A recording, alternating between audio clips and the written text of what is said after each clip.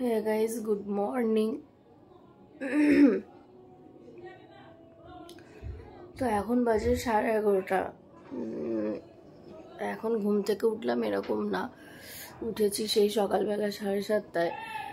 মেয়ের পড়া ছিল, পড়া করলো। আর মেয়ের যেহেতু দাঁত নিয়ে আবার প্রবলেম হচ্ছে, কালকে রাতে ঘুম হয়নি আর সকালে উঠে গেছি, মাথা ব্যথা করছিল। একটু ঘুমাই, আর মেয়েও ঘুমিয়ে পড়েছে, আবার পড়ে টড়ে উঠে ও কিছু খাচ্ছে না, খেতে পারছে না, কাঁদছে ভয়তে। তো আজকে তো স্কুলে প্রোগ্রাম আছে, 3টের মধ্যে যেতে হবে রেডি হয়ে। তো দেরি হয়ে যাবে, পরে ঘুমালে স্নান করব, রেডি হব, মেয়েকে রেডি করাবো। তো উঠে পড়লাম খানিকক্ষণ ঘুমিয়ে, এখন রেডি হব, স্নান করব, একটু খাবো। টিফিনও করিনি আজকে সকালে, এখনও ঘুম পাচ্ছে আমার প্রচণ্ড। যাই হোক, মেয়েটা খানিকক্ষণ ঘুমাক, আমি আগে রেডি হই, তারপরে ওকে ডাকবো, রেডি হব। তো চলো দেখতে থাকো ব্লগটা। তো ঘরবাড়ি গুছানো কমপ্লিট, আর কি বলে, আর খাওয়া, এবার স্নান করতে যাবো। জল গরম হয়ে গেছে, শ্যাম্পু করব না, চুল তো বাঁধাই থাকবে, বেকার বেকার শ্যাম্পু করবো না। ওয়েদারটা নরম আছে, আর শ্যাম্পু করলে শুকাবেও না, যেহেতু 2টোর মধ্যে বেরোতে হবে। তো কী করবো, শ্যাম্পুই আছে চুলে। আমার চুলটা মানে হয়ে গিয়ে আমার এখন কিছুই শখ শান্তি লাগছে না, চুল নিয়ে ভালো লাগছে না। তো কালকে তো অনেক কিছুই কিনেছি, যেগুলো এখানটায় রাখা আছে। তারপরে বাড়ি থেকে কিছু জিনিস এসছে, মানে যেগুলো আমি কিনে রেখেছিলাম, এই যেগুলো আরও কয়েকটা আসবে। তো এগুলো সব কিছু তোমাদের সাথে এই ব্লগে তো শেয়ার করতে পারবো না, যেহেতু অনেক লেট হয়ে গেছে। হ্যাঁ, তাড়াতাড়ি যেতে হবে। তো নেক্সট ব্লগে তোমাদের সাথে শেয়ার করব কি কি কিনেছি না কিনেছি। আর চলো, আজকে ব্লগটা অন্যরকম, আজকে ব্লগটা দেখতে থাকো, আর নেক্সট ব্লগে তোমাদের সাথে সব কিছু শেয়ার করে নেব। তো চলো তাতে স্নান টান করি, তাতে রেডি হই, তারপর তোমাদের সামনে আবার আসছি। তো রেডি হয়ে গেছি আমি, যা হোক করে 3টে তো বেজে গেছে, 3টের মধ্যে যাওয়ার কথা, যেতে যেতে 3:30 বেজে যাবে, গাড়ি পাবো তারপর তো।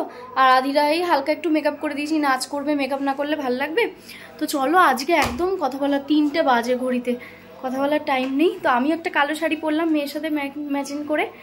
আর মা হঠাৎ ফোন করে বললো মা যেতে পারবে না আমার সাথে, কারণ আমার মায়ের মাসি মারা গেছে, তো সেখানে গেছে।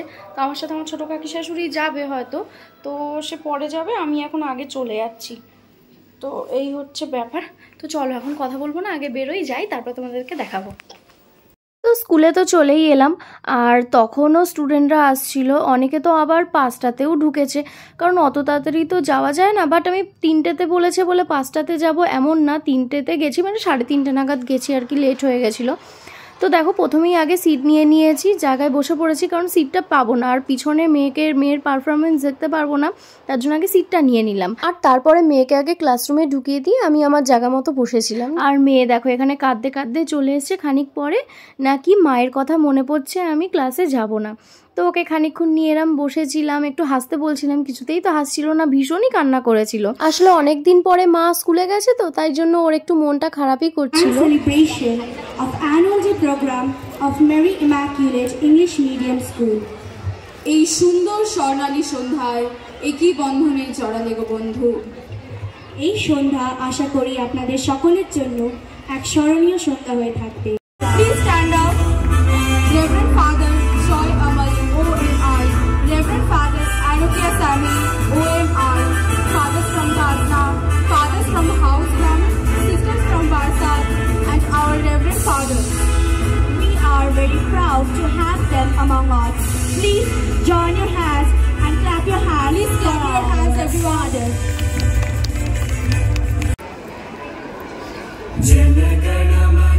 কি পুরো ব্যাপারটা কেমন লাগলো? দারুণ ছিল না? সত্যিই খুব দারুণ ছিল। আর এখানে দেখো উদ্বোধনী ডান্স শুরু হয়ে গেছে, আর যা সুন্দর নাচ করেছে দুটো মেয়েটি। আর আমি যেহেতু নিজে ভরতনাট্যমের স্টুডেন্ট, তো আমি এইসব নাচ দেখলে, মানে তালের বেসিক্যালি নাচ দেখলে থাকতে পারি না, মনে হয় একটু কবে আবার নাচ করবো সেই সুযোগটা পাবো। আর এখানে যারা গেস্ট ছিল তারা একে একে প্রদীপ ধরাচ্ছিল, আর তারপরেই তাদেরকে সম্মান জানানো হচ্ছিল। তো তাদেরকে বরণ করা হচ্ছিল যাকে বলে। আর আমরা এখানে বসেই ছিলাম, তো ততক্ষণে মেয়েকে আমি দিয়েও এসেছিলাম ভিতরে।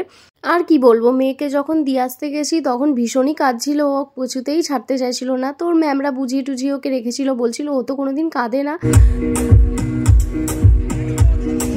আর এই যে এখানে দেখছো এত হাসি খুশিভাবে নাচটা করছে এরকম কিন্তু মোটেও ছিল না, মুখটা গোমড়া করেছিল, কারণ আমাকে দেখতে পাচ্ছিল না সামনে। যেই আমি একটু উঠে দাঁড়িয়ে হাতটা নাড়িয়েছি আর কাকে পাই, মাকে দেখে এক গাল হাসি, আর ভালো করে বেশ মিষ্টি মিষ্টি করে নাচটা করেছে। নাচটা খুব ভালোই করেছে প্রত্যেকটা বাচ্চা, দেখো কত ছোট ছোট বাচ্চাগুলো কি সুন্দর নাচ করেছে। তবে আগেরবার প্রোগ্রামটা আরও অনেক বড় হয়েছিল, 3 দিন ধরে হয়েছিল, এক একটা ক্লাস ভাগ করে করে হয়েছিল। বাট এই বছর একবারই হলো, মানে একটা দিনেই হলো, বাট খুব ভালো হয়েছে।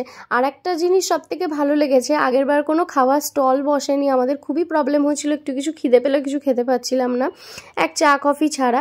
আর এইবার না বাইরে দেখলাম অনেক স্টল বসেছে, ফুচকা, ঘুগনি, ভুট্টা, যার যেরকম একটু প্রোগ্রাম দেখতে দেখতে খেতে ইচ্ছা করে, তো সেরকমও ব্যবস্থা ছিল এবারে। তো এই নাচটা শেষ হয়ে যাওয়ার পরে বেশিক্ষণ আমি বসতে পারিনি, যেহেতু আমরা মানে আমি একাই গেছিলাম আর আসতে হতো অটোতে, সেহেতু গাড়ি পাবো কি ঠান্ডা পড়ে যাচ্ছে, আমি ভাবলাম চলে যাই না, তো আরেকটু বসার ইচ্ছা ছিল। তো প্রোগ্রাম শেষে বাড়ি যাওয়ার সময় একটু ফুচকাই খেয়ে নিলাম। তো একেবারে কিছু খাবো না, সেটা না খেলে কেমন লাগে, তো ফুচকাটা খেয়ে নিলাম। আর এখানে দেখো আধিরার দাদু, মানে দাদু আর ঠাম্মি গেছিলো বাইকে, তো যাই হোক ও ওখানে ওর মতো খাবার খাচ্ছিল আর আমরা এখানে আমাদের মতো খাবার খাচ্ছিলাম। আর এটা হলো প্লে গ্রাউন্ড, এখানে আধিরা খেলা করে স্কুল টাইমে, মানে স্কুল টাইমে না সরি টিফিনের সময়। তো যাই হোক, আর ওই পাশে ওই বিল্ডিংটা, তো ওর মতো তোর কেনা হয়ে গেল ফ্রুটি। এবার চলো বাড়ি যাওয়ার পালা। তো বাড়ির পথে রওনা হলাম, আমরা এসেছিলাম অটোতে আর ওরা গেছিলো বাইকে। তো এই আমি সঙ্গে সঙ্গে গাড়িও পেয়ে গেছিলাম, বেশি কোনো প্রবলেম হয়নি। আর এই আজকের ব্লগটা এইটুকুই, তো দেখা হবে নেক্সট ব্লগ।